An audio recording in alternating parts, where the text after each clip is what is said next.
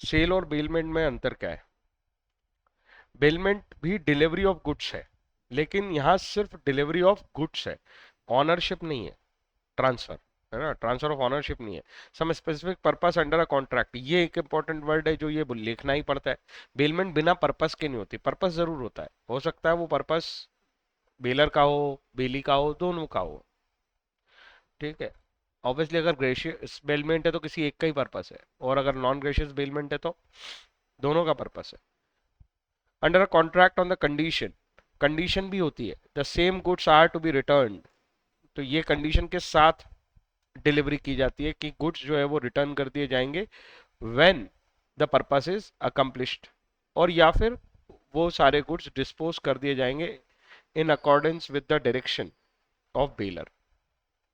ये लाइनें लिखनी आनी चाहिए, यही मीनिंग हमने एग्जैक्टली वहां पढ़ा था। आगे डिफरेंस दिया हुआ है इन्होंने।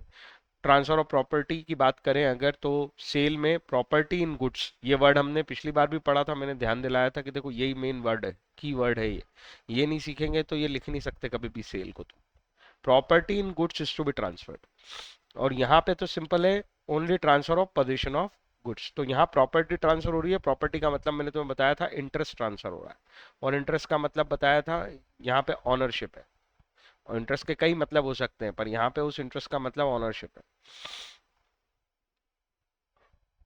ठीक है। इसके बाद यहाँ बेलर बेली जो है वो पार्टी होती है, यहाँ पे सेलर बायर पार्टी होती है, ओके। तो यहाँ स्पेशल पर्पस के लिए डिलीवरी की जाती है केवल गुड्स की, जबकि यहाँ प्रॉपर्टी ही ट्रांसफर हो जाती है, goods in property in goods, property in goods मतलब interest in goods, ownership in goods ही ट्रांसफर कर दी जाती है। रिटर्न ऑफ गुड्स की अगर हम बात करें तो बेलमेंट में ये कंपलसरी है, या फिर डिस्पोज कर दो as per the direction of baler, क्योंकि वही ऑनर है, और यहाँ पे रिटर्न ऑफ गुड्स की तो बात ही नहीं हो सकती, पॉसिबल ही नहीं है, क्योंकि ऑब्वियस बात है कि ऑनरशिप दे दी आपने। कंसिडरेशन की बात करें तो यहाँ पे मनी हमेशा होगी, जबकि ये मनी के साथ भी हो सकता है एग्रीमेंट, और बिना मनी के मतलब ग्रेशियस या नॉन ग्रेशियस दोनों नेचर का बेलमेंट हो सकता है। कोई doubt? Sale of sale and contract for work and labour, अगर मैं बात करूं कि एक फर्नीचर बनवाना है हमें, तो इसका जो कॉन्ट्रैक्ट दिया जाता है वो इस तरह से दिया जाता है कि भाई आप सिर्फ लेबर कर दो, मटेरियल मैं ला के दूंगा। या घर भी बनाते हैं कुछ लोग, तो कहते हैं मटेरियल मेरी मर्जी का, आपका काम है उससे घर बनाना। तो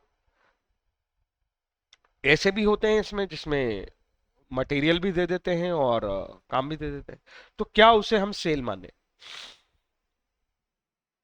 दो कंडीशन बताई मैंने फर्नीचर बनाने की। एक, मैं कॉन्ट्रैक्टर को बोल रहा हूँ मटेरियल मेरा, मेहनत तेरी। दूसरा बोल रहा हूँ मटेरियल भी तेरा, मेहनत भी तेरी। ऐसे कामों को हम बोलेंगे contract for work and labour. A contract of sale of good is one in which some goods are sold or are to be sold for a price. ये sold और are to be sold क्योंकि दोनों part cover होते हैं cell और agreement to cell, इसलिए ऐसे लिखा है for a price. Obviously price essential element है, बिना प्राइस के सेल ऑफ गुड्स नहीं मानते हम, कॉन्ट्रैक्ट ऑफ सेल ही नहीं मानते। But when no goods are sold, जब हम गुड्स नहीं बेचेंगे, and there is only a doing or rendering of some work of labour, अब हम गुड्स बेच नहीं रहे, ना खरीद रहे हैं उससे, हम तो उससे क्या कह रहे हैं, ये रहे मटेरियल और इसका फर्नीचर बना दे, ठीक है। There is only doing or rendering of some work, only doing and rendering of some work. Material ला के दे दिया, तो अपने घर में ही उसको बुलाया और बोला इसका फर्नीचर बना, तो इट इज नॉट सेल, ये केवल और केवल वर्क एंड लेबर का कॉन्ट्रैक्ट है। कोई डाउट है तो बताओ। एक और तरह का एग्जांपल दिया उसने, हमने गोल्ड खुद सप्लाई किया है गोल्ड स्मिथ को, मतलब गोल्ड स्मिथ को गोल्ड हमने ही दिया है, और उससे कहा है कि इससे ऑर्नामेंट्स प्रिपेयर कर दो। या एक पेंटर को सारा सामान दिया है, और कहा कि एक पेंटिंग पिक्चर बना दो हमारे लिए। The basic substance of the contract is the exercise of skill and labour. अगर थोड़ा बोड़ा मटेरियल उसका लग भी जाता है तो उससे फर्क नहीं पड़ता सर, कील उसने लगाई थी या कुछ मटेरियल उससे फर्क नहीं पड़ता। बेसिक सब्सटेंस क्या है, उसका स्किल खरीद रहे हैं हम, उसे contract of work and labour में लेंगे, वो कॉन्ट्रैक्ट ऑफ सेल का पार्ट नहीं है। कोई डाउट? एक कहानी और है इसमें, एक और टाइप का कॉन्ट्रैक्ट होता है जो सेल जैसा लगता है पर होता नहीं है, उसको हम बोलते हैं हायर परचेज। हायर परचेज क्या है सर? बहुत सिंपल सा तरीका समझ लो कि अगर सपोज हमने कोई कार खरीदी है, अब उस कार पे हम पैसे हमने फाइनेंस करवा लिए, उसके मतलब कि एक तरह से बैंक से कहा कि हम एक कार खरीदना चाहते हैं, हमको फाइनेंस पे दिलवा दो। फाइनेंस पे कार दिलाने का मतलब क्या होता है? दो तरीके से कार खरीद सकते थे तुम उधार पे। एक सीधा तुम्हारा और कार के जो डीलर है उसका कॉन्ट्रैक्ट होता है जिसमें वो आपको उधार दे देता, और जो भी उधार की कंडीशन होती है कि भाई इंस्टॉलमेंट में उसको पे करोगे या एक साथ, एक साल बाद उसको पैसे दोगे, 6 महीने बाद दोगे, मतलब वन शॉट में पूरे पैसे ले लेगा या टुकड़ों में पैसे ले लेगा, आपके और उसके बीच बात हो रही है बस। कार उसने दे दी, उधार पे दे दी, जैसे गुड्स हम उधार पे बेचते हैं एज अ क्रेडिट सेल। हम डेटर को बोल देते हैं इतने दिन बाद पैसे दे देना, या क्रेडिट परचेज में हमें कोई दे देता है इतने दिन बाद पैसे दे देना। वो चीजें हायर परचेज नहीं है, क्योंकि बात आपके और ऑनर ऑफ द गुड्स के बीच में हो रही है। लेकिन अब बीच में आप ले आए बैंक को, बैंक को बोल रहे हो कार के पैसे आप इसको दे दो, मेरा और आपका ऐसा डील होगा कि इस कार की ऑनरशिप कंप्लीटली अभी मेरे पास नहीं आएगी, ये कार की ऑनरशिप धीरे धीरे मेरे पास आएगी जैसे जैसे मैं पैसे चुकाते जाऊंगा। ये जो सिस्टम हुआ ये फाइनेंस है। मतलब कि जो सेलर है कार का या बाइक का, उसको तो बैंक ने आज ही पैसे दे दिए पूरे, ऐसा ही होता है।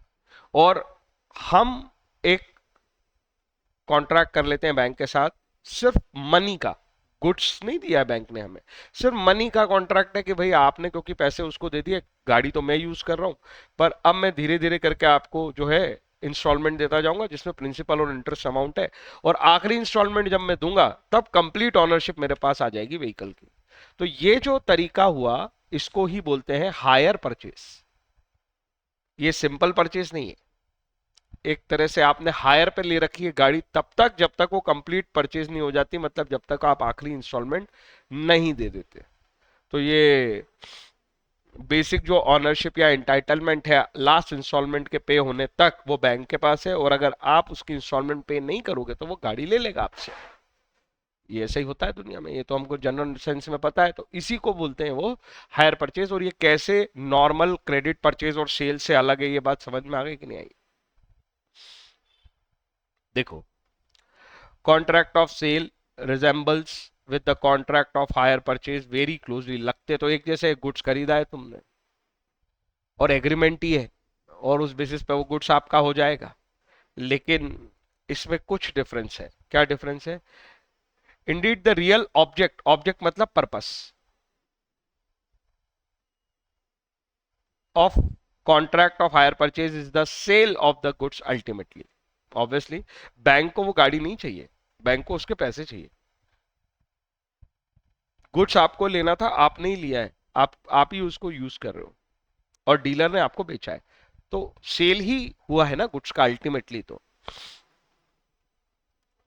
इसलिए ये इतना क्लोज लगता है। Hire purchase agreement are governed by hire purchase act, इसके लिए हमने अलग से एक एक्ट बना रखा है, ठीक है।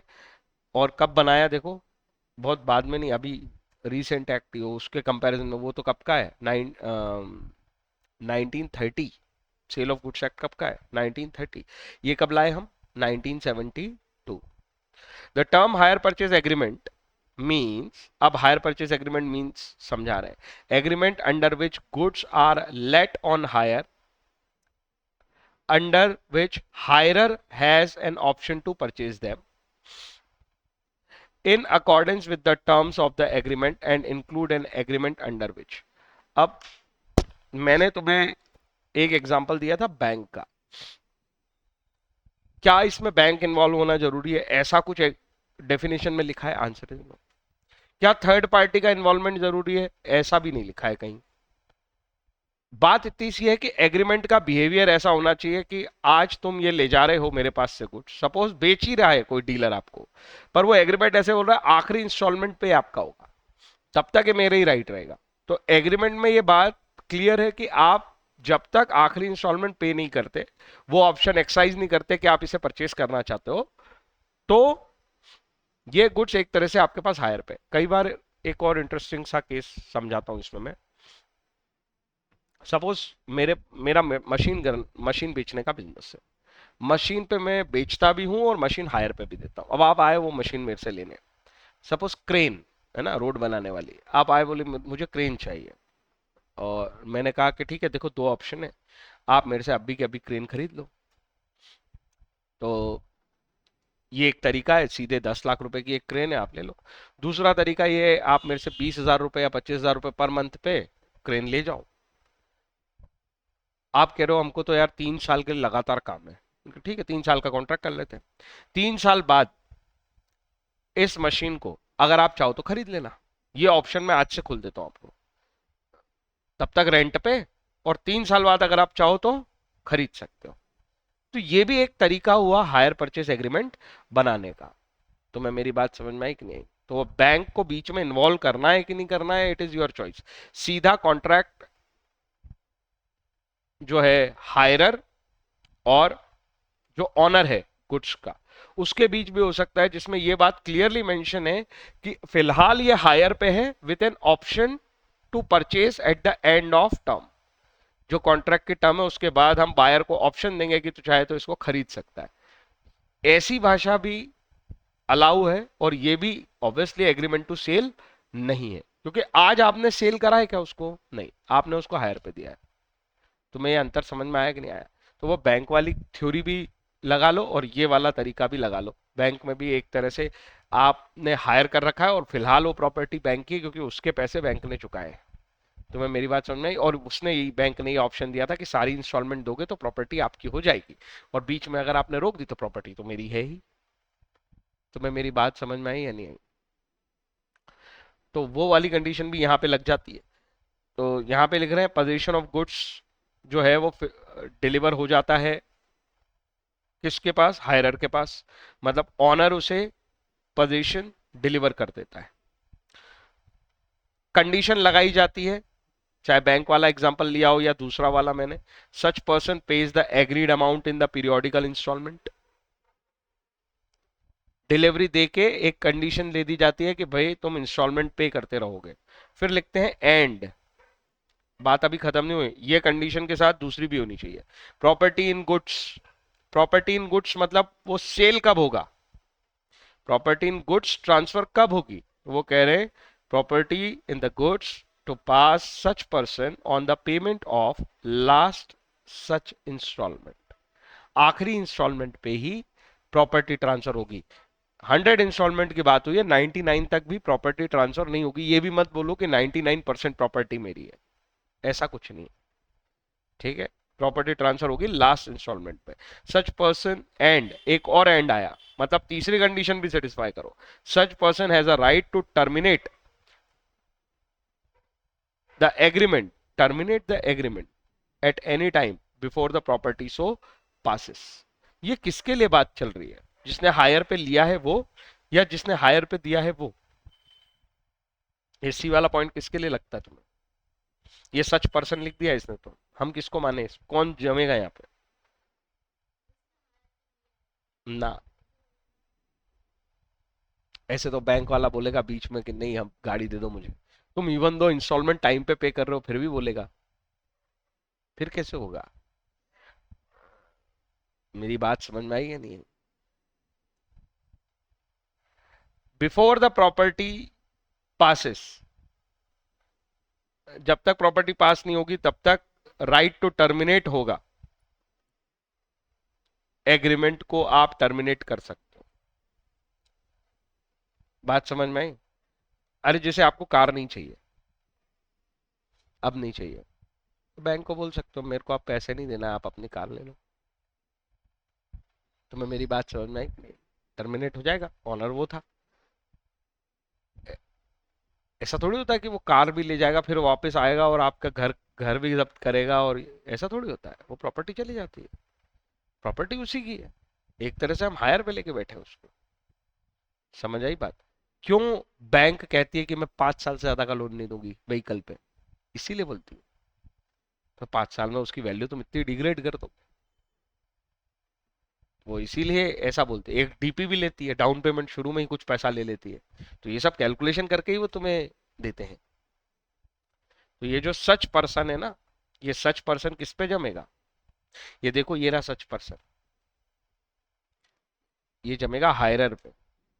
तुम्हें मेरी बात समझ में आई? तो यहाँ ये सच पर्सन का मतलब है हायरर, यहाँ पे भी वही था। कोई डाउट है तो बताओ।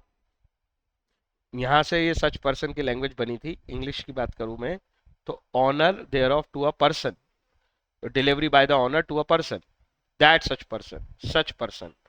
बातें हायर की हो रही है। कोई डाउट है तो बताओ। 3 कंडीशन सेटिस्फाई करनी पड़ेगी तब बनेगा हायर परचेस का एग्रीमेंट। पहली कंडीशन, ऑनर ने गुड्स की डिलीवरी दी है किसी पर्सन को, कंडीशन के साथ कि एग्रीड अमाउंट पीरियोडिकल इंस्टॉलमेंट में देते रहोगे। वो पीरियोडिकल इंस्टॉलमेंट महीने की, 3 महीने की, 6 महीने की, साल भर की, जैसी तुम्हारे एग्रीमेंट में तुम्हें सूट करे दोनों को। एंड दूसरी कंडीशन साइमल्टेनियसली पूरी होनी चाहिए कि ये जो प्रॉपर्टी इन द गुड्स है ये पास होगी। अगर ये क्लॉज नहीं है ना तुम्हारे एग्रीमेंट में, तो इसका मतलब फिर तुम्हारा हायर परचेस नहीं है। आखिरी इंस्टॉलमेंट पे ये प्रॉपर्टी जो है वो हायरर की हो जाएगी, ऐसा क्लॉज होना जरूरी है। And the last thing, such person has a right to terminate. Such person मतलब वही वाला बंदा, हायरर, उसको ये राइट है कि वो कभी भी टर्मिनेट कर सकता है, लेकिन लास्ट डे पे जाके वो टर्मिनेट नहीं कर सकता। Any time before the property so passes. Last time पे मतलब जब वो प्रॉपर्टी पास हो गई, कंडीशन सेटिस्फाई हो गई, उसके बाद आप बोलो ये आप प्रॉपर्टी रख लो, मेरे को मेरे पैसे दे दो, ऐसा नहीं होगा। समझ आई बात? Nonetheless, a sale has to be distinguished from a hire purchase as their legal incidents are quite different. इनके दोनों लीगल इंसिडेंट्स अलग अलग क्यों है? सबसे पहली बात करें कि टाइम ऑफ पासिंग प्रॉपर्टी दोनों में बहुत अलग है। सेल के केस में इमीडिएटली प्रॉपर्टी ट्रांसफर होती है, at the time of contract property transfer हो जाती है। ऑब्वियसली वो प्रॉपर्टी एग्जिस्टेंस में होनी चाहिए तब होगी, वो तो हमने पढ़ा ना, एग्जिस्टिंग गुड्स पे होती है इमीडिएटली, फ्यूचर गुड्स पे जब फ्यूचर में गुड्स आएंगे या कॉन्टिजेंट में जब वो कंडीशन सेटिस्फाई होगी तब बात करो। लेकिन जनरल बात तो ये इमीडिएटली हो जाएगी, जैसे ही गुड्स एग्जिस्टेंस में आएगा प्रॉपर्टी ट्रांसफर हो जाएगी। प्रॉपर्टी इन गुड्स पासिस, यहाँ पे हायर परचेज में देखें, हायरर को पास कब होती है? पेमेंट ऑफ लास्ट इंस्टॉलमेंट पे। तो एक तो प्रॉपर्टी ट्रांसफर के टाइमिंग को लेकर डिफरेंस है, दूसरा पोजीशन ऑफ पार्टी को लेकर डिफरेंस है। सेल में बायर के पास प्रॉपर्टी आई, मतलब बायर की पोजीशन की अगर मैं बात करूं, तो बायर तो ऑनर है, अब वो प्रॉपर्टी उसकी है, उसको जैसे इस्तेमाल करना है वैसे इस्तेमाल करेगा। लेकिन यहाँ पे जो हायरर की पोजीशन है वो है कि आप किसी और की प्रॉपर्टी यूज कर रहे हो। It's kind of this situation. बात समझ में आ गई? तो वो एक तरह का बेली है मात्र, जो इंस्ट्रक्शन ऑफ बेलर पे अपनी प्रॉपर्टी यूज कर रहा है। बेलमेंट नॉन ग्रेशियस भी होता है, वहां पे दोनों के पर्पस भी होते हैं, तो he is just like a bailee. वो प्रॉपर्टी का ऑनर नहीं है, दूसरे की प्रॉपर्टी इस्तेमाल कर रहे हो, इस तरह के स्टेटस पे हो। जबकि सेल के केस में आप बायर हो अगर, तो आप ऑनर हो गए उस प्रॉपर्टी के। टर्मिनेशन की बात करें तो सेल के केस में तो टर्मिनेशन है ही नहीं। एक बार प्रॉपर्टी आपके पास आ गई, आप बायर हो, अब थोड़ी कॉन्ट्रैक्ट टर्मिनेट होता है। अगर तुमने कोई प्रॉपर्टी खरीद ली है, उसके पैसे दे दिए, सेल अकम्प्लिश हो चुका है, यही इंपॉर्टेंट बात है, सेल अकम्प्लिश हो चुका है। Now as a buyer you can not terminate contract. अब वो प्रॉपर्टी आप बेच सकते हो, खरीदने वाले कॉन्ट्रैक्ट को कैंसिल नहीं कर सकते। ये एक बहुत इंपॉर्टेंट एस्पेक्ट है, नहीं तो बड़ी दिक्कत हो जाएगी। मेरी बात समझ में आई? सोचो, आप बायर हो, आपने कोई प्रॉपर्टी खरीदी, 2 दिन यूज की, कपड़े खरीदे, पहने, बोले ये जम नहीं रहे मेरे को, वापस। ऐसा नहीं होता। समझ में आ गई बात? वो तो कॉन्टिजेंट कॉन्ट्रैक्ट हो जाएगा। अगर आपने कहा कि मैं पहन के देखूंगा, मेरे को जमेगा तो खरीदूंगा, नहीं तो नहीं खरीदूंगा, तो कॉन्टिजेंसी हो गई। वो सेटिस्फाई होने पे सेल हो जाएगी। जब जब आप वो सेटिस्फाई हो गई, इसका मतलब है कि फिर सेल हो गई। सेल हो गई तो फिर बायर अब बाद में उसको टर्मिनेट नहीं कर पाएगा। ये बात समझ में आई? यहां पे कह रहे हैं हायरर में if so likes terminate the contract, अभी हमने पढ़ा, इसीलिए मैंने वो सच पर्सन को बताया था। कौन है? Hirer. Even with a before without any liability to pay the remaining instalment. आप अपनी गाड़ी छोड़ दो, बैंक को बोलो मेरे को नहीं चाहिए भाई, अब मेरे से इसकी किस्त नहीं चुकाई जा रही। आपने घर तो आएगा नहीं इस केस में, क्योंकि वो मोर प्रॉपर्टी हो जाएगी, पर गुड्स व्हीकल तो आएगा। समझ में आई मेरी बातचीत? Burden of risk of insolvency of the buyer. Burden of risk, risk किसकी?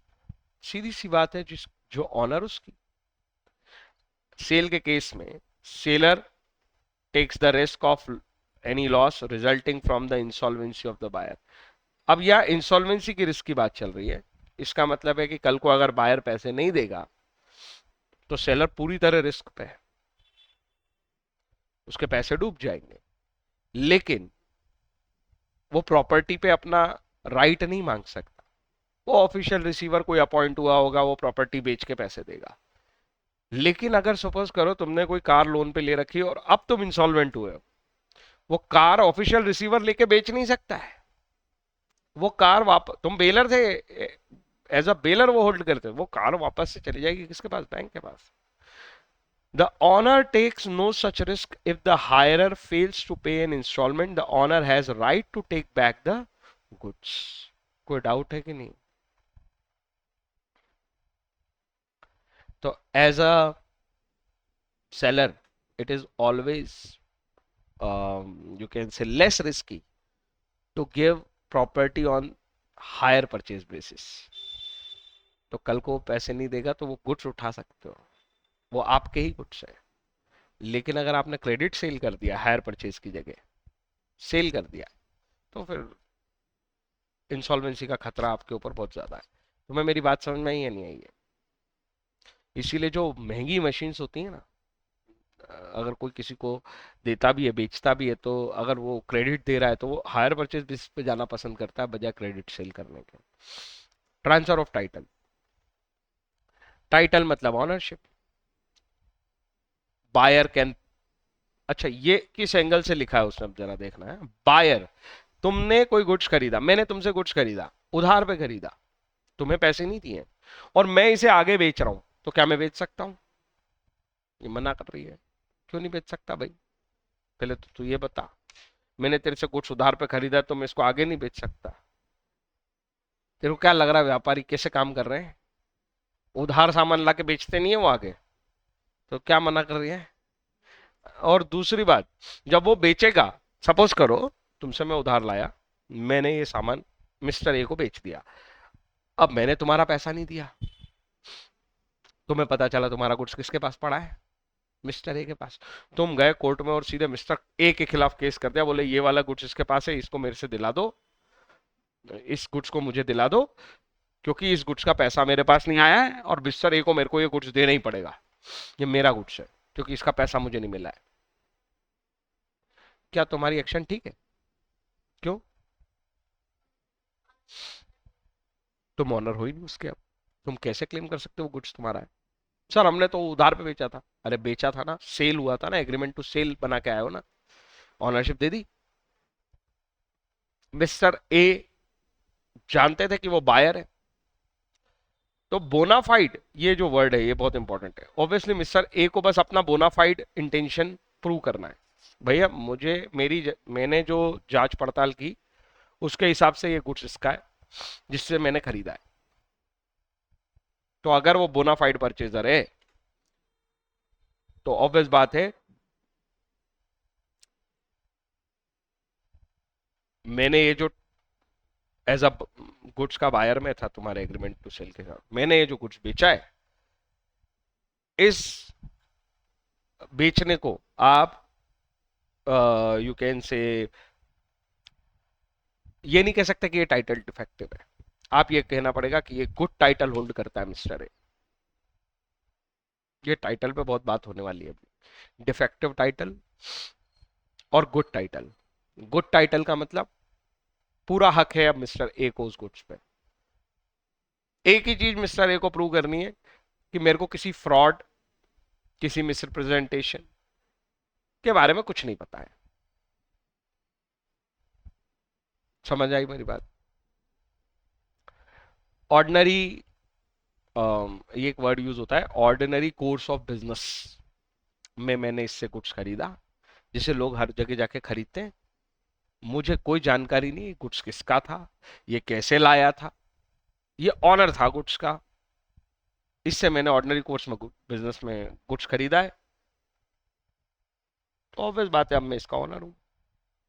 इसको बोनाफाइड बोलते। बोनाफाइड मतलब कहीं से कहीं तक मेरा किसी को नुकसान पहुंचाने का इंटेंशन, मेलिशियस इंटेंशन नहीं है इस एक्टिविटी में।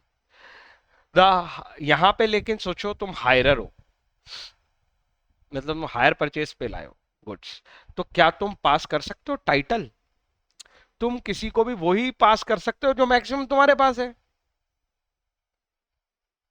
तुम खुद ऑनर नहीं हो तो किसी और को ऑनर कैसे बनाओ? समझ आई मेरी बात? और इवन इस केस में सपोज मैंने कार खरीदी थी ऐसे ही हायर परचेज में, अब मैं तुम्हें बेचना चाहता हूँ, तो मैं तुमसे पूरे पैसे ले लूं और तुम्हें बेच दूं, ऐसा अलाउ कर सकता है क्या लॉ? सोचो क्या बोला मैंने। मैंने खरीदी कार फाइनेंस पे, मैंने उसका डाउन पेमेंट दिया है मुश्किल से 1,20,000, और तुम्हें वो 10 लाख रुपए की कार बेच दूं मैं और पैसे ले लूं बीच में से, मैं तुम्हें कभी टाइट, तुम प्रूव ही नहीं कर सकते तुम्हारे पास प्रॉपर टाइटल है। समझ आ रही है मेरी बात? तो hirer can not pass any title even a bona fide purchaser. वो परचेजर बोलेगा मैं तो बहुत ईमानदारी से खरीदा था, अरे तू पागल है, कार खरीद रहा है, उसके नाम पे कार है, उसके ऊपर कोई लोन है या नहीं है तुमने पता नहीं किया, और तुम खरीद रहे हो।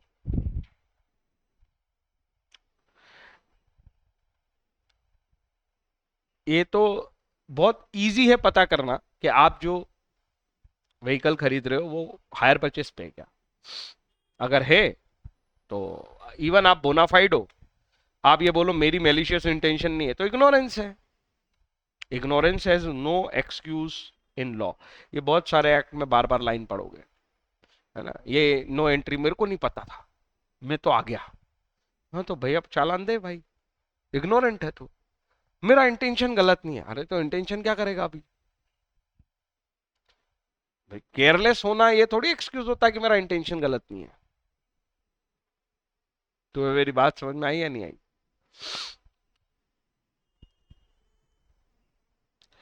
तो आप जब लास्ट इंस्टॉलमेंट पे करोगे, जब आप ऑनर बनोगे, तभी आप टाइटल ट्रांसफर कर सकते हो। रीसेल की बात करें, मतलब खरीदा हुआ सामान बेचना, ऑब्वियसली बायर कैन सेल,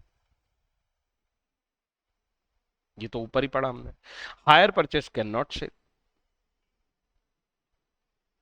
कोई डाउट है तो बताओ।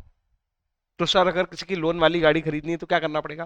पहले उसको बोलना पड़ेगा ये ले मेरे से पैसे, पहले बैंक का लोन भर दे, फिर तेरे पास टाइटल आ जाएगा, अब तू मेरे को बेच दे। This is the only way कि उसका स्टेटस पहले हायर परचेजर से ऑनर बनवाओ, तभी आप उसके ऊपर गुड टाइटल ला सकते हो। इसमें कोई समस्या है अभी भी तो बताओ। अब अगर हम बात करें कॉन्ट्रैक्ट ऑफ सेल कैसे बनाया जाता है, बहुत सिंपल सा और बहुत छोटा सा टॉपिक है। फॉलोइंग मोड्स, नीचे सब तरीके दिए हुए हैं। तरीका number 1, contract of sale is made by an offer to buy or sell the goods. Buyer की तरफ से या सेलर की तरफ से ऑफर कहीं से भी स्टार्ट ले सकता है। बायर बोल सकता है मेरे को सामान खरीदना है, सेलर बोल सकता है मेरे को सामान बेचना है। इंपॉर्टेंट एलिमेंट का ध्यान रखो, प्राइस एज अ कंसिडरेशन होना चाहिए। एक्सेप्टेंस ऑफ सच ऑफर, जैसे ही वो ऑफर एक्सेप्ट होगा आगे कहानी बढ़ जाएगी कॉन्ट्रैक्ट ऑफ सेल की तरह। तो ऑफर करके खरीदा और बेचा जाता है, पहले ऑफर करो फिर एक्सेप्टेंस होगा, ठीक है, फिर बाकी कंडीशन सेटिस्फाई हो जानी चाहिए, capacity, free consent, legal object, legal consideration, ये सब सेटिस्फाई कर लो। ये तरीका नंबर एक और सबसे जनरल तरीका जिस जो दुनिया में यूज होता है, पर यही एकमात्र तरीका नहीं है कॉन्ट्रैक्ट ऑफ सेल बनाने का, हमें तो यही लगता है। इसके अलावा और क्या है sir? Immediate delivery of goods हो सकती है, मे भी लिखा है, क्योंकि फ्यूचर डिलीवरी ऑफ गुड्स भी तो हो सकती है ना। अरे हाँ या ना? तो उन्होंने इस दोनों को बोला ये दोनों अलग अलग तरीके हैं। हाँ, बच्चों जैसी बात है। अरे एक सेल वाला है और एक एग्रीमेंट टू सेल वाला है। आगे चलते, there may be immediate delivery of goods and immediate payment of price. एक कैश सेल है, इमीडिएट डिलीवरी ऑफ गुड्स और इमीडिएट पेमेंट ऑफ प्राइस, मतलब क्या हुआ? कैश सेल हो गया। दूसरा, it may be agreed delivery of payment, delivery और पेमेंट, मतलब गुड्स और पेमेंट दोनों किसमें हो सकते हैं? इंस्टॉलमेंट में। ऐसा कॉन्ट्रैक्ट भी कर सकते हो, गुड्स देने की बात हुई है 100 यूनिट, तो आपने कहा पहले 20 मिलेगी, फिर 2 महीने बाद प्रिपेयर करके 20 और दे दूंगा, ऐसा हो सकता है। और पेमेंट भी ऐसा ही हो सकता है। तो एक immediate goods delivery, immediate cash received, payment immediately, और एक दोनों चीजें इंस्टॉलमेंट में। It may be agreed, may be एक और तरीका, सब मे बी क्यों? क्योंकि कोई सा भी एक ही तरीके से होगा ऐसा कोई कंपल्शन नहीं। द डिलीवरी और पेमेंट और both are to be made some future date, ना इमीडिएटली अभी मैं डिलीवर करूंगा ना वो इमीडिएटली पैसे देगा, मैं डिलीवर भी फ्यूचर में करूंगा और पैसे भी फ्यूचर में मिलेंगे। बहुत इजी नहीं है टॉपिक में, क्या है, ऐसे क्वेश्चन आने का भी चांसेस नहीं होते, पर ठीक है।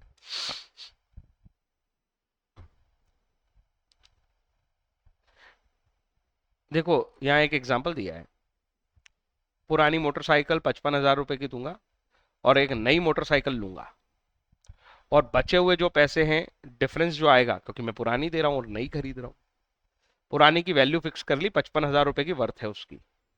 अब नई मोटरसाइकिल अगर सपोज 1 लाख रुपए की, तो 45,000 में मैं डिफरेंस अमाउंट दे दूंगा।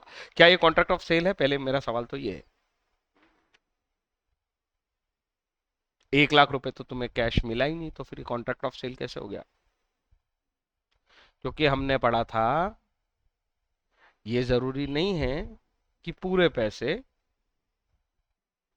मतलब कैश में हो या मनी में हो, kind plus money is eligible in contract of sale, only kind it's not eligible.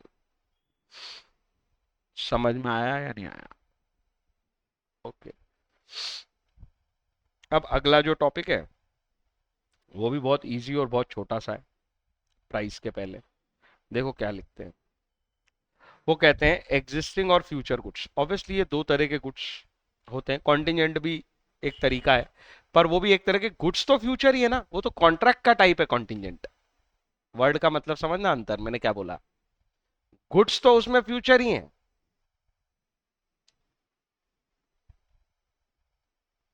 Contingent goods हम ये बोल सकते हैं happening and not happening of some uncertain events पे जो गुड्स ऑकर होंगे, पर है तो फ्यूचरिस्टिक बात ही ना।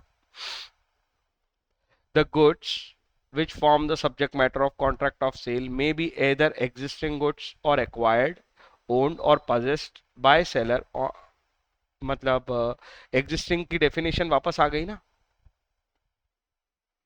एग्जिस्टिंग मतलब जो सेलर के पास ऑलरेडी ओन्ड है, ओन्ड तभी होंगे जब एग्जिस्ट करते होंगे, पजेस्ड है, पजेस्ड तभी होंगे जब एग्जिस्ट करते होंगे, एक्वायर्ड है, ये एग्जिस्टिंग की बात है, और के बाद लिखा है, या फिर फ्यूचर हो सकते हैं। There may be contract for sale of goods, the acquisition of which by the seller depends upon contingency. Contingent भी हो सकते हैं, पर वो है तो फ्यूचर ही ना। कोई डाउट है इसमें तो बताओ। There may be contract of sale where the seller purports to effect the present sale of the future goods. Such contract operate as an agreement to sell. obvious बात है कि जब हम फ्यूचर गुड्स को लेके आज एग्रीमेंट टू सेल, आज हम एग्रीमेंट बना रहे हैं कि भाई मैं फ्यूचर में गुड्स दे दूंगा, तो उसको हम एग्रीमेंट टू सेल बोलते हैं। इसमें क्या नया पढ़ा हमने? कुछ भी नहीं। Next, goods perishing before making contract, बहुत इंपॉर्टेंट टॉपिक है, इस पे आएगा क्वेश्चन।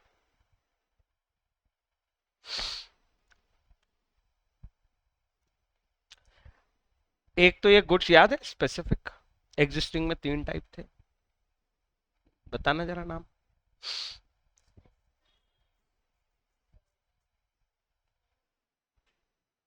सर्टेन, हाँ 3 है ना, वही तो नाम पूछ रहा हूं मैं, 3।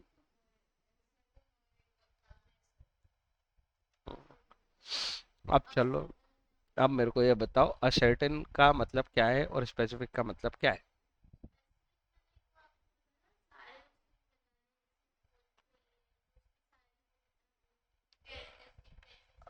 हाँ,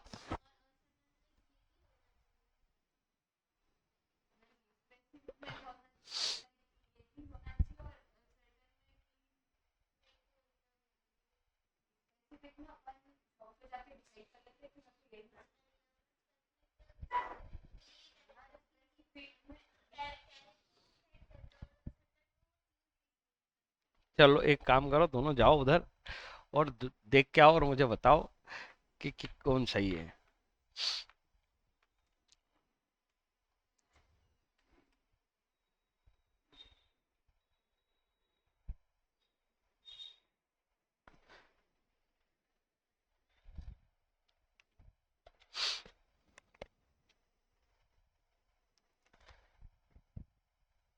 हम्म, इतनी देर का तो काम ही नहीं था, बताओ जल्दी से।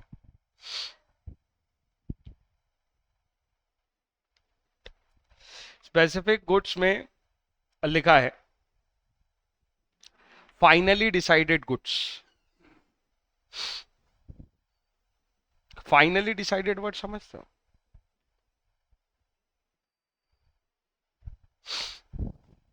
Finally decided. असर्टेन गुड्स में क्या लिखा है?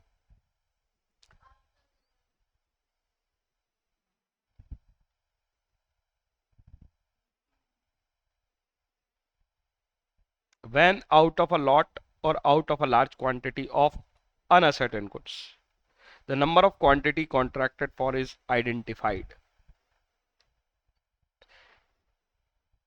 बोलो,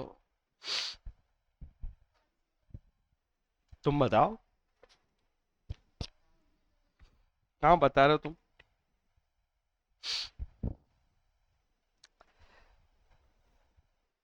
कहाँ बता रहे हो? 100 बेल ऑफ कॉटन रखी थी, उसमें से मैंने 50 निकलवाई, यहां रख दो साइड में ये वाली, और वो मैंने ली, ये क्या हुआ? तो इसके अंदर तुम डिसाइड कर रहे हो एग्जैक्ट, अनसर्टेन में से मुझे ये चाहिए। स्पेसिफिक में आपने उसकी कैरेक्टरिस्टिक डिफाइन की थी। सैमसंग की एक वॉशिंग मशीन खरीदनी है जिसकी कैपेसिटी 10 kg है, जिसका ये मॉडल नंबर है, जिसका ये कलर भी हो सकता है। अब वैसी 10 पीस रखे, कोई से भी उठा के दे देगा ना वो। अभी भी नहीं आ रहा? फिर पूछूंगा, इसमें घूमोगे तुम बार बार। अनअसर्टेन और असर्टेन, इसको याद रखने का तरीका, जब मैंने कहा कुछ भी भेज दे यार, मैं उसकी शॉप पे ही नहीं गया, मुझे पता है वो तो कॉटन बेल्स में काम करता है, मैंने कहा 50 बोरी भेज दे, ये अनअसर्टेन था। मैं गया गोडाउन पे, मैंने 50 बोरी निकलवाई, ये वाली 50 निकाल। सब्जी खरीदते हैं, 2 तरीके होते हैं। सब्जी वाले भैया को हम बोल रहे हैं, हमको ये सब्जी दे दो या ये फ्रूट दे दो, एप्पल दे दो, आपके हिसाब से निकाल दो अच्छे। You are not ascertaining. उसने बोला ले लो, कौन से वाले चाहिए, फिर आप उसमें से उठाते हो, देखते हो, फिर रखते हो। You are ascertaining the things. नहीं आया अभी भी समझ में?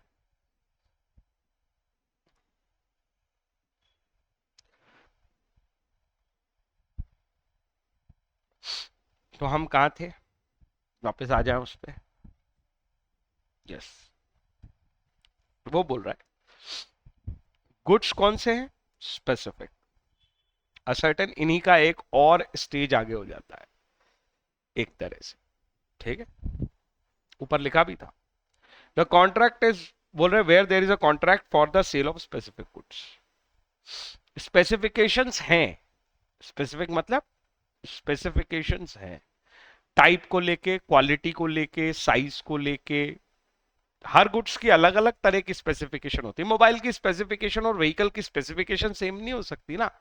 व्हीकल में स्पेसिफिकेशंस क्या होंगी, अगर तुम्हें कोई व्हीकल खरीदना है तो भाई पेट्रोल से रन होता है, बैटरी से रन होता है, 2 सीटर है, 3 सीटर है, 4 सीटर है, कौन सी कंपनी का है, तो क्या होता जा रहा है, स्पेसिफाई होता जा रहा है, इसी को स्पेसिफिकेशन बोलते हैं। उसका इंजन कितने सीसी का है, उसकी मैक्सिमम स्पीड क्या है, उसकी मैक्सिमम कैपेसिटी, वेट को रखने की कितनी है, ये स्पेसिफिकेशंस हो गए। तो ऐसे ही गुड्स की बात कर रहे हैं जो अनअसर्टेन नहीं है, स्पेसिफिक है। तुम्हें मेरी बात समझ में आ गई? The contract is void if the goods without knowledge of the seller have at the time when the contract was made, क्या बोल रहे हैं, सेलर को किस बात की जानकारी नहीं है, the seller have eight the time of the contract, क्या कर रहा है, विदाउट द नॉलेज, उसको नॉलेज नहीं है किस चीज का, कि वो गुड्स जिस पे जिसकी वो सेल कर रहा है, जिसका वो ऑनर है, उस वो गुड्स तो ऑलरेडी खराब हो चुका,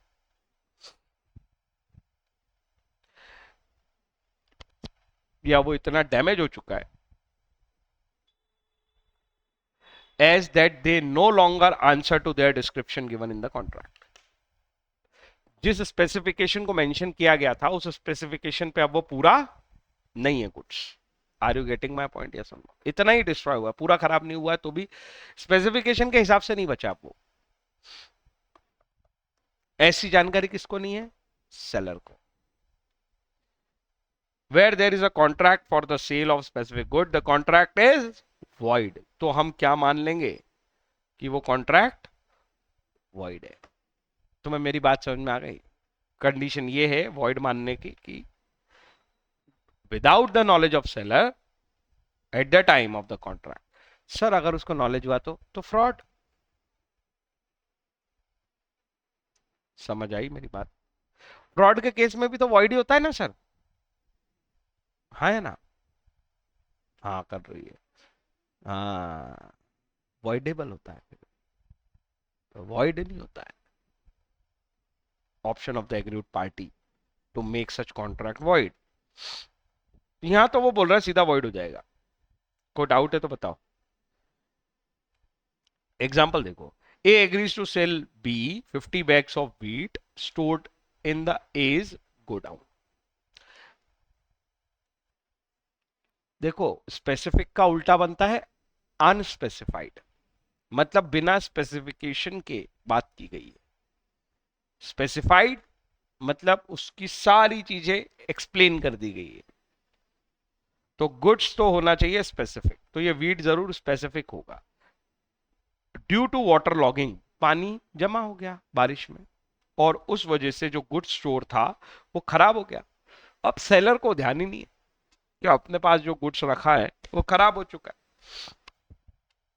जब एग्रीमेंट हो रहा था neither parties was aware of the fact, the agreement is void. कोई डाउट है तो बताओ। Goods perishing before sale but after agreement to sell, timing difference समझना। ऊपर क्या कहानी थी, कॉन्ट्रैक्ट ऑफ सेल लिखा था, where there is a contract for sale of specific. अब है ना वो ऐसी बातें करने लगा थोड़ी सी कॉम्प्लेक्स। इस दिन हुआ एग्रीमेंट टू सेल, कि भाई 3 मार्च को, ये सपोज एग्रीमेंट टू सेल हुआ 2 फरवरी को, कि 3 मार्च को सेलर बोल रहा है मैं गुड्स दे दूंगा, पैसों की बात छोड़ो, कम मिलेंगे क्या है वो, उससे फर्क नहीं पड़ता। सेलर बोल रहा है 2 फरवरी को एग्रीमेंट टू सेल कर रहा है कि मैं तो 3 मार्च को आपको गुड्स डिलीवर कर दूं। इसके बीच में गुड्स खराब हो जाता है। उस दिन ठीक था, अब क्या होगा? Goods perishing before sale, sale तो इस दिन होनी है, but after agreement to sell, agreement to sell तो इस दिन हो गया है। इस ड्यूरेशन में अगर there is an agreement to sell specific goods, agreement to sell था, स्पेसिफिक गुड्स का था, subsequently the goods without any fault, अब आएगी बहुत इंपॉर्टेंट लाइन जिसमें सेलर की कोई गलती नहीं है। ऊपर वो जो एग्जांपल था ना, वो बायलेटरल मिस्टेक का था। Neither parties are aware of the fact, वे दोनों को फैक्ट देखने थे, दोनों ने मिस्टेक की, बायलेटरल मिस्टेक थी।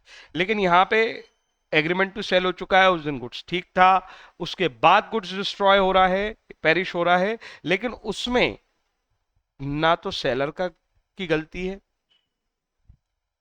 ना बायर की।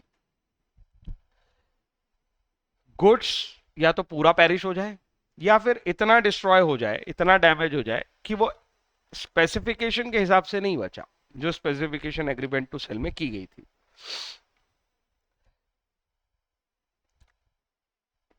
लेकिन अभी तो रिस्क पास नहीं हुई है, the agreement is thereby avoided और बिकम्स वॉइड, तो भी क्या हो जाएगा? एग्रीमेंट वॉइड हो जाएगा।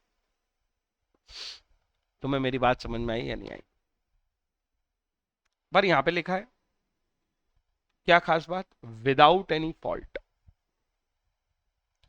ऑफ सेलर और बायर, दोनों में से किसी की गलती।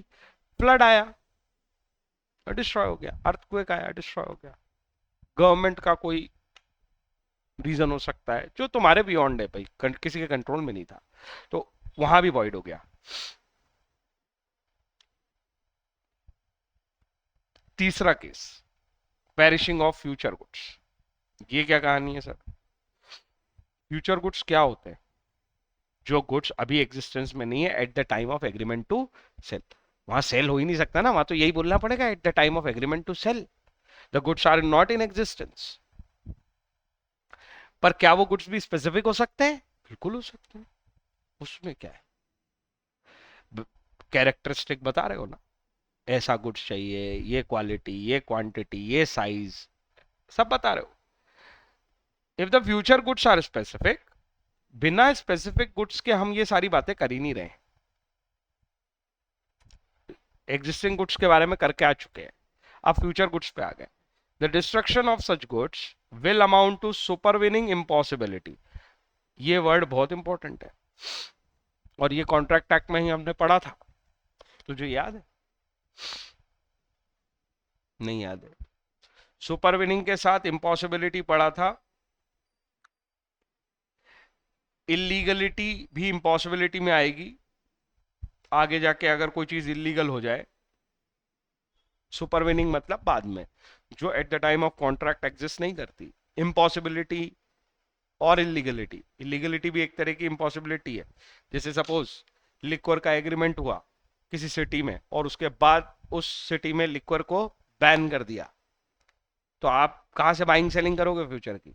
आप आज एग्रीमेंट करके बैठे हो कि हम इतनी तारीख को लिक्वर का सप्लायर लिक्वर सप्लाई कर देगा लिक्वर के बायर को, बीच में ही वो फ्यूचर डेट आने के पहले गवर्नमेंट का एक आदेश आता है, बोले लिक्वर बैन है बाइंग सेलिंग इस सिटी में, तो वो सुपर विनिंग इम्पॉसिबिलिटी कहलाएगी। तुम्हें मेरी बात समझ में आई या नहीं आई? रिजल्ट वही है, इसमें किसकी क्या गलती? सुपर विनिंग इम्पॉसिबिलिटी का मतलब तो यही हुआ कि किसी का कोई कंट्रोल नहीं। कोई डाउट है तो बताओ। सुपर विनिंग इम्पॉसिबिलिटी में सर केवल इलीगल वाले केस आते हैं? नहीं, ऐसा नहीं है। ये देखो एक example, A agrees to sell B 100 ton of tomato. Crop failed due to some diseases in the plant. A could deliver only 80 ton of tomato. A बोल रहा है यार 80 टन ले ले, क्या कॉन्ट्रैक्ट एग्जिस्ट करता है? अब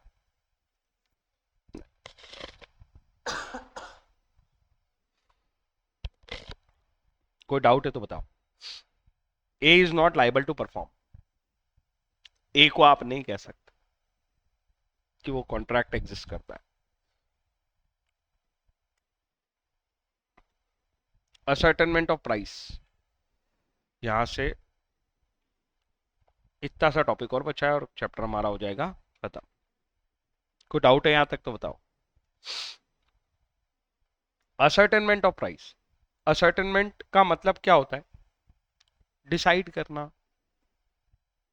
यही तो मतलब होता है। प्राइस का मतलब क्या होता है? Consideration. Sale of goods act में जो सेल हो रही है गुड्स की, उसके अगेंस्ट में कंसिडरेशन, तो यही वर्ड लिखा है, monetary consideration for sale of goods. हमारे लिए और कोई प्राइस है ही नहीं इस एक्ट में। प्राइस वर्ड आया तो यही मीनिंग है, क्योंकि ये डिफाइंड है। और कुछ डिफाइन मत करो। इस एक्ट की प्राइस क्या है? सेल ऑफ गुड्स के अगेंस्ट जो मनी कंसिडरेशन है, उसी को हम क्या बोलते हैं? प्राइस। अब सेक्शन 9 भी इसके बारे में बात करता है, बोलता है the price in the contract of sale में be fixed by the contract. पर यही एकमात्र तरीका नहीं है, मतलब ये एक्ट अलाउ करता है कि कोई जरूरी नहीं है कि at the time of making the contract, और इट इज नॉट रिक्वायर्ड कि you have to mention the price in the contract. Agreed to be fix in the manner, आप उसमें कॉन्ट्रैक्ट में ये लिख सकते हैं, देखो प्राइस आज तय नहीं हो रही, प्राइस तय कैसे करेंगे हम? एक गोल्ड को लेके कॉन्ट्रैक्ट कर रहे हैं, उसकी प्राइस क्या होती है? बाजार में चेंज होती है, फ्लक्चुएट होती है। वो हम सपोज हमारे घर पे, हमारे यहाँ पे तो जब शादियां होती है, इंडियन कल्चर है कि भाई उसमें गोल्ड बनवाते हैं लोग, ज्वेलरी बनवाते हैं, तो पहले से वो बुकिंग करने की कोशिश करते हैं। ज्वेलर के पास आप जाओगे तो ज्वेलर कोई आज ही प्राइस डिसाइड करके दे दे, ऐसा कोई जरूरी नहीं है। वो बोलेगा कि ठीक है, आपका सोना बुक कर दिया मैंने, इतना गोल्ड में मंगवा के रखूंगा, पर चार्ज वो लगेगा जो उस दिन। मिल्क प्रोडक्ट के बारे में भी ऐसा होता है, ठीक है ना, फ्लक्चुएट करते हैं मिल्क प्रोडक्ट की प्राइसेस भी, तो ऐसा केस है। तो आप मैनर कैसे डिसाइड कर सकते हो? आप कॉन्ट्रैक्ट में केवल ये लिख सकते हो कि उस डेट की जो प्राइस आएगी जनरल प्राइस इंडेक्स में गोल्ड की, उस रेट पे मैं अलाउ कर दूं। तुम्हें मेरी बात समझ में आ गई ना?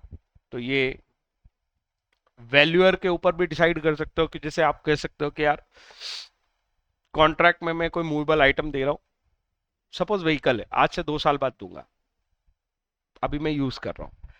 हम ये बोल सकते हैं कि एग्रीमेंट टू सेल कर लो, 2 साल बाद ये व्हीकल तुम्हें मिल जाएगा, उस दिन जो वैल्यूअर इसको डिटरमाइन करके देगा, उस प्राइस पे दे दूंगा।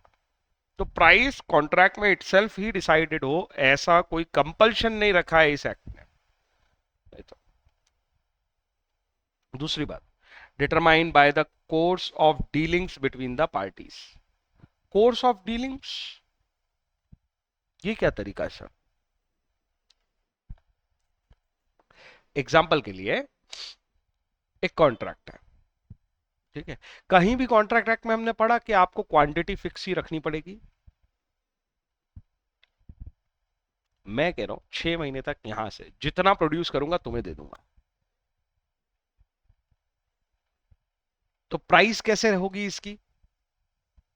तो पूरे कॉन्ट्रैक्ट की वैल्यू है ना, मनी कंसिडरेशन है, तो भाई वो जितनी यूनिट आएगी उस हिसाब से अपन प्राइस डिटरमाइन कर देंगे। मैंने अगर 10 यूनिट बेची, 10,000 यूनिट बेची, इवन रेट भी उसमें अलग अलग कर लेते हैं लोग। तो क्वांटिटी अभी आना सर्टेन है, 6 महीने में मैं कितनी यूनिट बेच दूंगा तुम्हें, मुझे क्या पता कितनी बना पाऊंगा, जितनी भी बनाऊंगा तुम्हें दे दूंगा। ऐसे भी कॉन्ट्रैक्ट ऑफ सेल में कवर हो जाए। किसी फैक्ट्री वाले से तुमने बात की कि यार हमारे यहाँ पे मैं एक बिजनेस कर रहा हूँ गारमेंट्स का, तुम भेजते जाओ, जितनी यूनिट अपन लाएंगे उस हिसाब से प्राइस हो जाएगी। Course of dealing between the party, कोई डाउट है क्या? उसमें कुछ रिजेक्ट होंगी वो वापस कर देंगे, अपन कैंसिल कर देंगे, जो अलाउ एक्सेप्ट करूंगा वही रखूंगा, ऐसी सब बातें भी तो हो सकती है ना। तो पहले से कॉन्ट्रैक्ट में ये डिसाइड नहीं कर रहे कि क्वांटिटी डिसाइड नहीं हो रही, तो ओवरऑल कितनी वैल्यू का कॉन्ट्रैक्ट है ये भी डिसाइड नहीं हो रहा। फ्यूचर कुछ की बातें हो रही है, इंस्टॉलमेंट में आते जाएंगे, उसमें से कुछ एक्सेप्ट हो जाएंगे, कुछ रिजेक्ट हो जाएंगे, तो इस तरह के ग्राउंड्स पे भी आप कॉन्ट्रैक्ट ऑफ सेल कर सकते हो, उसमें कोई प्रॉब्लम नहीं है। प्राइस उसके अंदर एग्जैक्ट डिसाइड करने की जरूरत नहीं है। कोई समस्या है? Agreement to sell at valuation,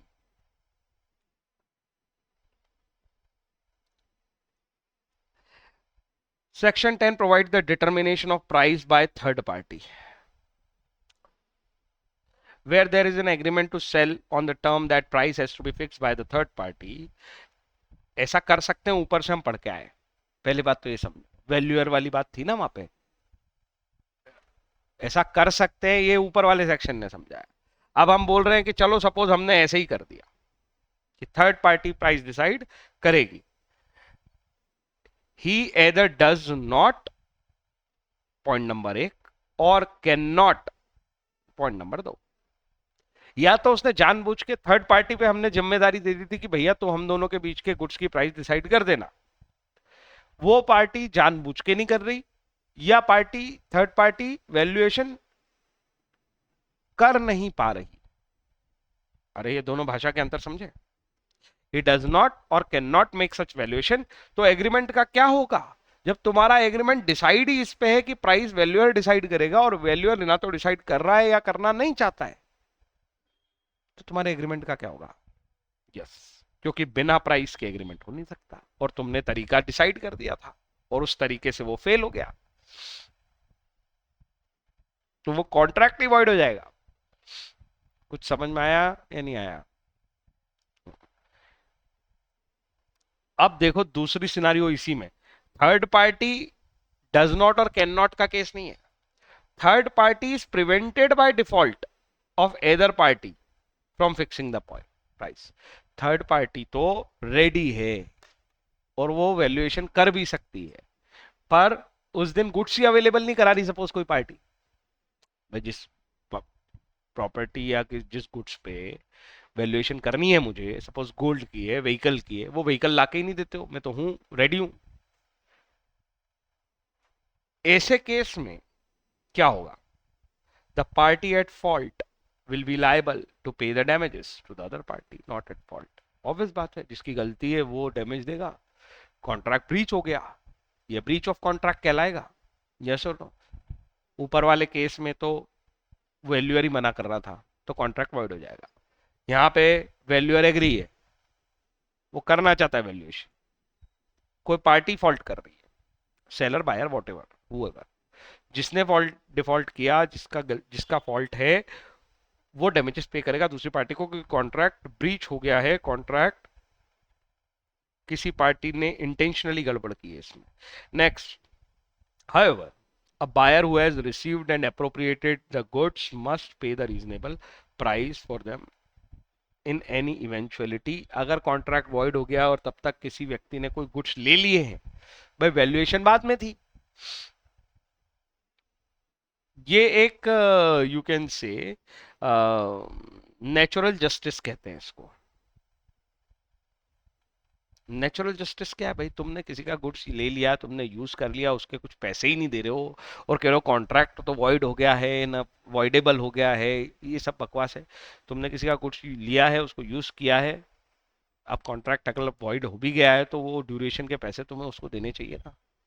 ये बस ये बात लिखी है, buyer who has received and appropriated the goods must pay reasonable price. Reasonable price तो तुम्हें देनी पड़ेगी, आपने अगर किसी का गुड्स रिसीव किया है या अप्रोप्रिएटेड किया है। कोई डाउट है इसमें तो बताओ। किसको? बायर को। ऑब्वियसली सेलर तो ऑनर था। अब एग्जांपल देखो, P is having 2 bikes, he agreed to sell both to S, the price to be fixed by Q। तो थर्ड पार्टी आ गई, वो प्राइस डिसाइड करेगी। He gives delivery of 1 bike immediately, Q को उसने एक बाइक तो अभी दे दी। Q refuses to fix the price, Q मना कर रहा है कि मैं नहीं कर रहा प्राइस फिक्स। एग्रीमेंट दोनों ने कर लिया, Q से पूछा ही नहीं होगा, Q बोले मैं नहीं कर रहा वैल्यूएशन तुम्हारे बीच में, कल तुम झगड़ोगे और मेरे माथे आओगे, तो मेरे को नहीं करना। As such, P asks S to return the bike already delivered, while S claims the delivery of the second bike too। इसका क्या मतलब है? P कौन है पता है ना?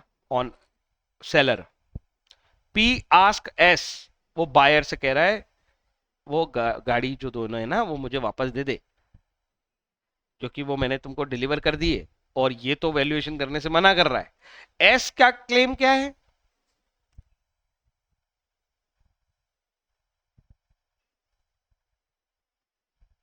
भाई एक बाइक पे गड़बड़ हुई है ना, दूसरी तो भेज। तुम्हें गेम समझ में आया कि नहीं आया? एक बाइक है जो डिलीवर हुई है, दोनों नहीं हुई है। जो डिलीवर हुई है उसी पे क्यू, हाँ, वैसे तो दोनों पे क्यू को करना है, दोनों पे क्यू को करना है। एक बाइक पे क्यू ने मना कर दिया जो उसको डिलीवर हुई थी, वैल्यूएशन करने से नहीं कर पा रहा होगा इसलिए मना कर दिया उसने। एस बोल रहा है भाई दूसरी भेज दे क्यू के पास, हो सकता है वो उसका वैल्यूएशन कर दे। In the given instance, buyer S shall pay reasonable price for P to P for the bike already taken. Reasonable price तो देनी पड़ेगी। समझ आई मेरी बात की नहीं आई?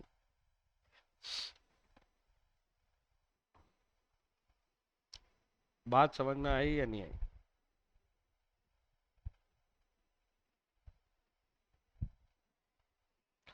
As regard the second bike, the contract can be avoided. Third party refuses to fix the price. अगर वो दूसरी बाइक को भी कर रहा है तो भाई कॉन्ट्रैक्ट अवॉइड करो, आप देना ही मत उसको, डिलीवर करना ही नहीं, क्योंकि यहाँ पे डिलीवर का मतलब डिलीवर ऑफ ऑनरशिप होगा। तुम्हें मेरी बात समझ में आई? तो ये चैप्टर होता है, ये यूनिट होती है कंप्लीट। इसके क्वेश्चन कर लो सारे एमसीक्यू और पीछे जो क्वेश्चन दिए हैं।